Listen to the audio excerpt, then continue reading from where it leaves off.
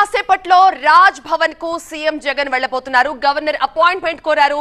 So ఓటమిని హుందాగా అంగీకరిస్తున్నారు. తన రాజీనామా సమర్పించేందుకు జగన్ రాజ్ భవన్ కు వెళ్ళబోతున్నారు. ఈ బ్రేకింగ్ ప్రస్తుతం మనం చూస్తున్నాం.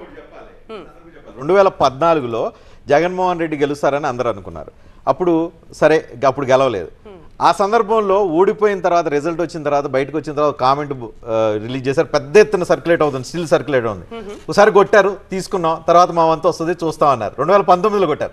అయితే జగన్మోహన్ రెడ్డి ఇప్పుడు బయటకు వచ్చిన తర్వాత గవర్నర్కి రిజిగ్నేషన్ లెటర్ ఇచ్చి వచ్చిన తర్వాత మీడియాతో మాట్లాడుతూ ఏం చెప్తారనేది వెరీ ఇంట్రెస్టింగ్ పరిణామం. వెయిట్ చేద్దాం ఆయన ఏం చెప్తారు. Very very interesting. సో మనం ఈ ఏపీ యాక్చువల్ గా రాజ్దీప్ సర్దేశాయికి ఇచ్చిన ఇంటర్వ్యూలో ఓడిపోతే నేను కూర్చుంటాను ఏముంది పెద్ద అనే ఒక మాట ముందు నుంచి చంద్రబాబు ఏమో లాస్ట్ టైం ఈయన 2-3 సార్లు అన్నాడు. వాస్తవంగా దాన్ని నేను ఇంటర్వ్యూ చేయడానికి వెళ్ళినప్పుడు కూడా విడిగా మాట్లాడితే చేయాల్సినంత చేసాం, ఏదైతే అదైంది, ఏదైనా పర్లేదు చూసుకుందాం అనే టైప్ లో పదే 80 మందిని మార్చాలంటంలో కానీ లేకపోతే ఇంకోటి అంటంలో కానీ అన్నింటిలో కూడా ఒక నిర్వేదం ఆ మొత్తం దాని వెనక ఒకటి కనిపిస్తూ వచ్చింది.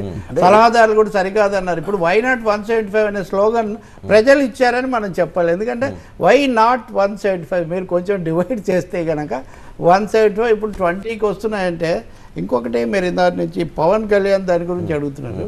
కేకే సర్వేలో 21 స్థానాలు ఇచ్చాడు. 20 వస్తాయనుకుంటే ప్రతిపక్ష స్థానం వస్తుందని నేను పదే చెప్తూ వచ్చాడు వాస్తవంగా. బట్ వాళ్ళు ఇప్పటికి కూడా ప్రతిపక్షంలో ఉంటారో ప్రభుత్వంలో ఉంటారో తెలియదు. కానీ ఇక్కడ తమిళనాడులో విజయకాంత్ కానీ ఈవెన్ తెలంగాణలో కూడా మజ్లిస్ పొత్తు పెట్టుకోలేదు కానీ మిత్రపక్షం అని వాళ్ళు ప్రధాన ప్రతిపక్షంగా ఉన్నటువంటి ఒక సాంప్రదాయం కూడా ఉంది.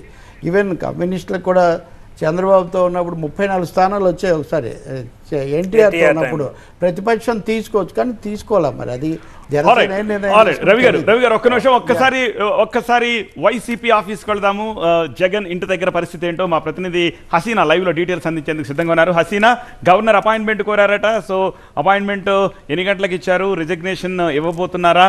సో తర్వాత మీడియాతో మాట్లాడే అవకాశం ఉందా? సో ఏం జరిగే ఛాన్సెస్ కనిపిస్తున్నాయి? ఏంటి అక్కడ సిచ్యువేషన్? ఇప్పుడే మనకు తెలిసింది జగన్మోహన్ రెడ్డి అపాయింట్మెంట్ కోరారు గవర్నర్ది. అయితే గవర్నర్ ఏ టైంకి ఇచ్చారనేది ఇంకా తెలియాల్సి ఉంది. మరి కాసేపట్లో ఆయన బయలుదేరి వెళ్ళి రాజీనామా చేసే అవకాశం కనిపిస్తుంది. అక్కడే మాట్లాడకపోయినా మళ్ళీ వచ్చి ఇక్కడ మాట్లాడే అవకాశం కనిపిస్తుంది. పార్టీకి సంబంధించిన నేతలు మాత్రమే మాట్లాడతారు.